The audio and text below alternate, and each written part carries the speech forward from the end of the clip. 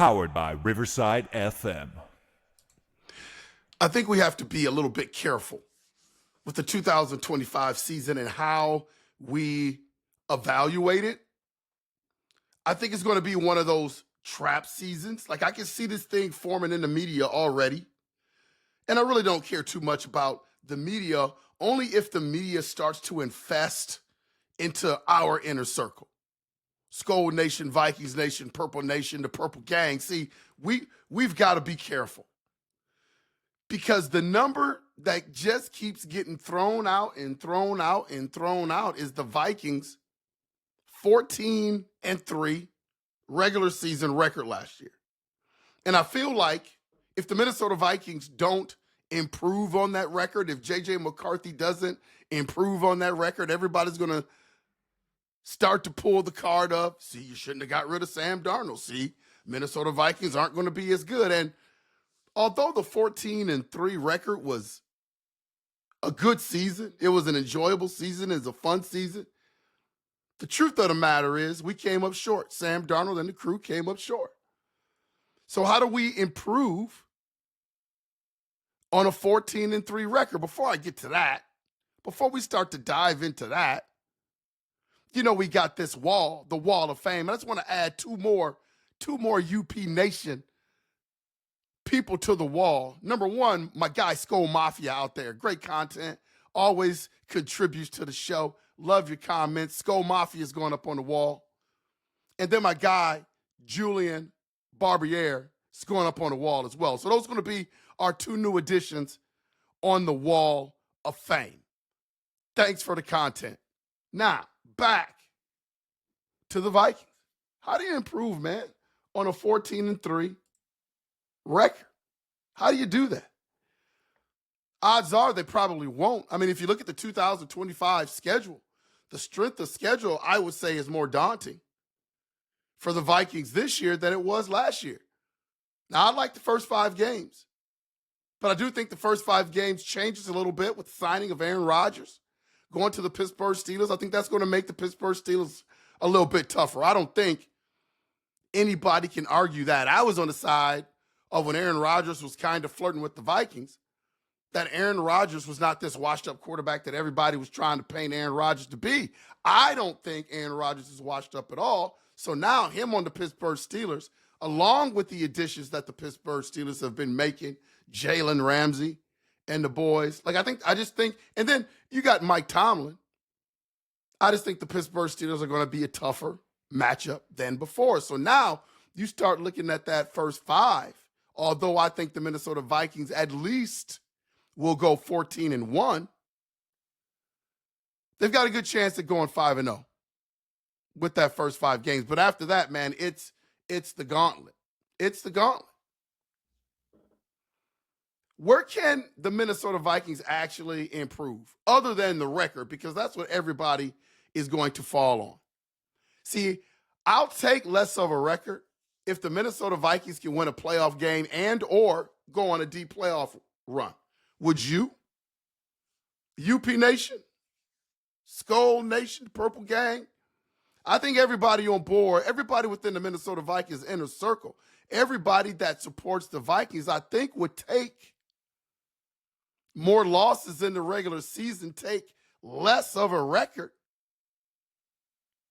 to win a playoff game, to get J.J. McCarthy started off on the right foot, to go on a deep playoff run or a Super Bowl appearance. And I think, honestly, that might be the way this season is going to shake out.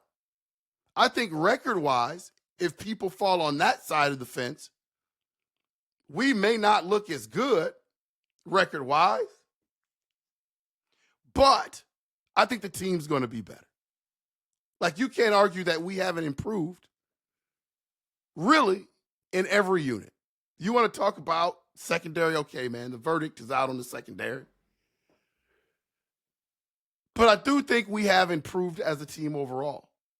I think you're going to see more consistent red zone scoring. Why? Better offensive line, better running game.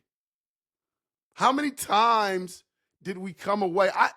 I watched the Netflix series Quarterback, and it hurt me that last game how many stops we got early and the struggles, man.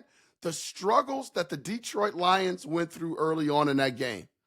And we just couldn't put the ball across the goal line. We just couldn't put the ball across the goal line. We just couldn't put the damn ball across the goal line with all the opportunities that we had. If we had the offensive line that we have this year, last year during that game, do we do it? If J.J. McCarthy is at the helm, do we get the ball across the goal line? If we have the running backs, Jordan Mason, Aaron Jones, in the backfield, do we do it? Do we win that game? Do we have the number 1 seed last year? I would argue yes. Reduce turnovers, man. I think the Minnesota Vikings can definitely improve there. Think about all the crucial turnovers that we had last year. I don't foresee that happening this year. UP Nation, what do you think? That's definitely an area that we can improve. We're going to have better chemistry, I think, this year between the 4 horsemen, Addison, Jefferson, Hockenson, JJ. Like, I think the 4 horsemen, is, as I like to call them, are going to be a lot better. The chemistry is going to be there. See, we can't fall into this trap, man, of trying to improve on 14-3. Like 14-3, we're the first wild card team to go 14-3 last year, UP Nation, to make the playoffs. Like, that is uncharted waters. That is unprecedented territory. It's just going to be hard to prove on that number if that's just your measurable. So we got to look at other places, man, where the Minnesota Vikings are going to be better. And by the end of the year, see, for me, wins and losses really come into play in terms of just making the playoffs and then making a playoff run. 14-3 is sexy. But can the Minnesota Vikings whole body of work improve on 14-3? And if they don't improve on 14-3, it's not a failure for J.J. McCarthy. You can't say that J.J. McCarthy is worse than Sam Darnold. Unless, if you give it the eye test, he actually really is worse than Sam Darnold when he plays. But I don't think that that's going to happen. So you got to look at other areas. The addition of Allen and Hargrave, man, oh my God. Tackles for losses and more sacks from the defensive line. We talked about that in the last video. Best front 7 in football 2025. This team is built to win ugly games. The Minnesota Vikings are going to win ugly games. They're not going to always have to go out and outscore you. The defense is going to be there, but the offense is going to be more improved, more consistent. The Minnesota Vikings are built to dominate time of possession. This is not going to be, I don't think this is going to be a quick strike offense every single week. It's going to be a team that wears you down on the offensive end and puts their foot on your throat on the defensive end. That's going to be the Minnesota Vikings. It's going to be the identity of their team. You might as well get ready for it. J.J. McCarthy, his best attribute, people were talking about, well, he didn't throw the ball a lot at Michigan. Okay. But he came through in clutch plays and third downs. That's going to be no different with the Minnesota Vikings. It will be no different with the Minnesota Vikings. So don't fall into this trap, people. Don't fall into this trap of, hey, we got to be 14-3. Don't let the media keep plugging out there. Well, the Minnesota Vikings are 14-3 last year, and they let Sam Darnold go. That's going to be the narrative. And every stumble that the Minnesota Vikings have that prevents them from going 14-3 next year is going to be, oh, well, they shouldn't have let Sam Darnold go. Oh, they're not as good of a football team. Let the thing play out. Look at the long game.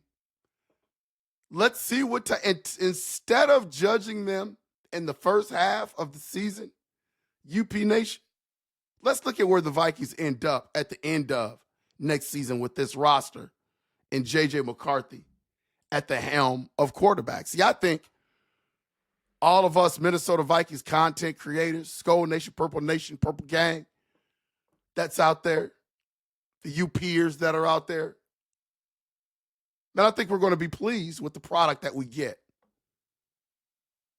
in about a month and a half. I think we're going to be pleased with that product. And it all starts in training camp next week. Can't wait. That's where you really start to build that foundation. Don't get caught in the trap. Don't get caught in the 14-3 trap. There's a lot bigger things that we need to accomplish than 14-3. Let me get that out there. A lot more things that we need to accomplish than 14-3. This has been Unconventional Playbook. Please hit that like and subscribe button. Please take a second. It only takes a second to hit that like button. It helps me to continue to pump out the content that I pump out, helps keeps us in the algorithm. And as always, UP Nation, we will see ya when we see ya. Skol!